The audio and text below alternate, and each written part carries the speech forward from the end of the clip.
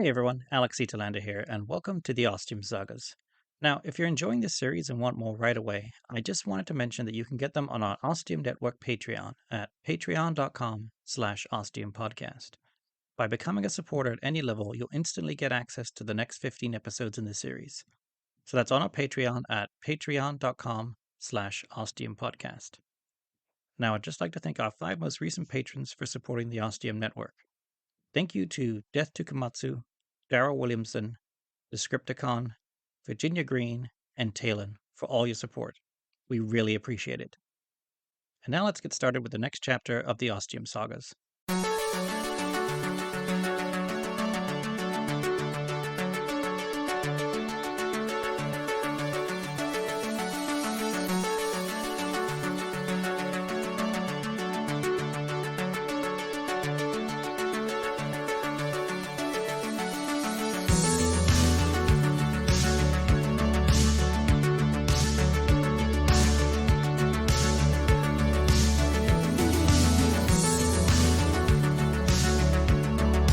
The Ostium Sagas.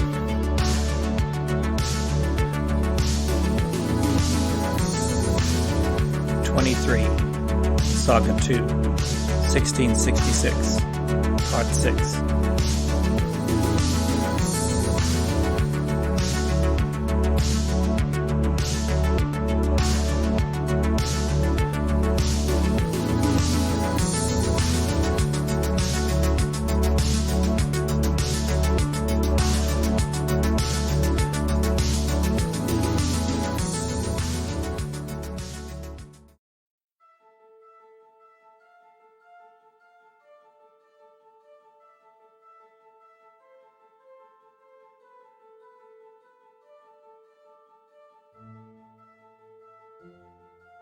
I stepped foot into the past, into a darkened alley, even though it was a clear, cold day with blue skies and a bright sun.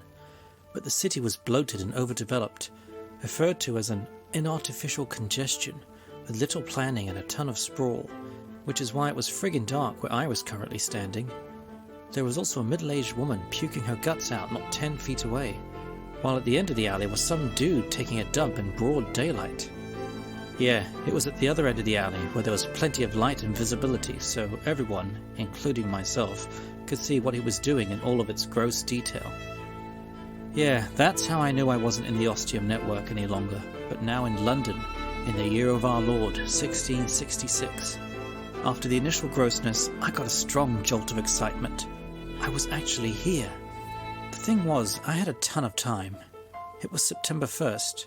The fire, according to the best records available from almost 500 years in the future, said the fire wasn't supposed to start until after midnight tomorrow night.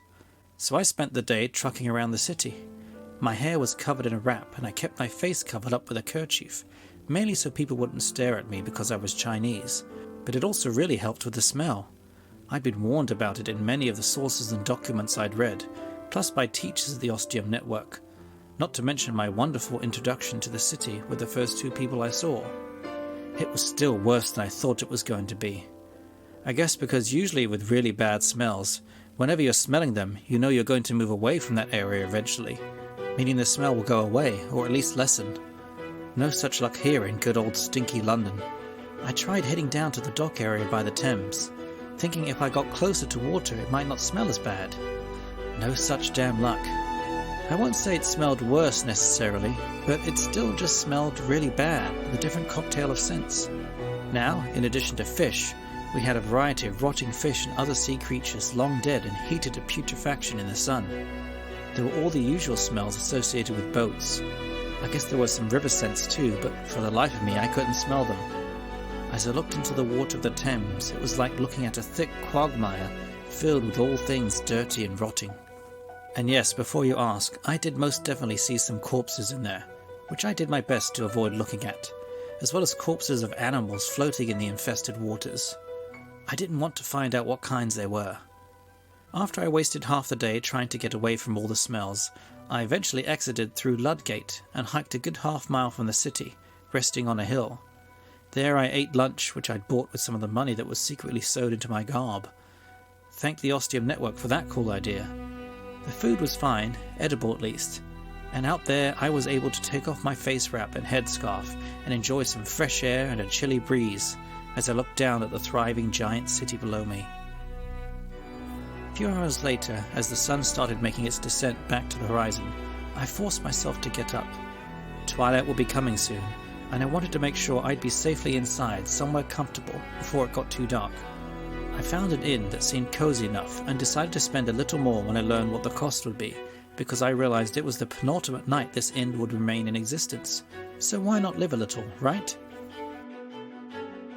The next day I went in search of a job related to tea, which ended up being harder than I thought. I knew through my research that tea was still kind of a new thing, but I wanted to apply with hopes of turning that around. Here was my chance to be effective and instrumental in changing and imposing something with the advantage of hindsight, which didn't run the risk of totally screwing up the timeline, so long as I didn't get too ambitious, that is. And this was a situation where racism worked in my favour with the person who was considering offering me a job.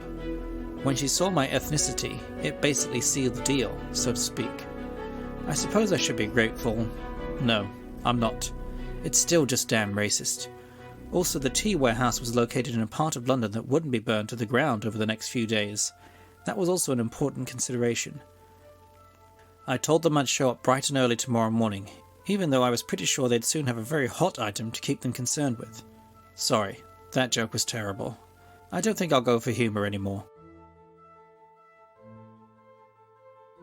As night came on, I enjoyed a good final dinner at the inn, packed up the few belongings I'd begun accumulating and paid them for a night's stay, even though I wouldn't be staying here tonight. And in a day or two, no one would be.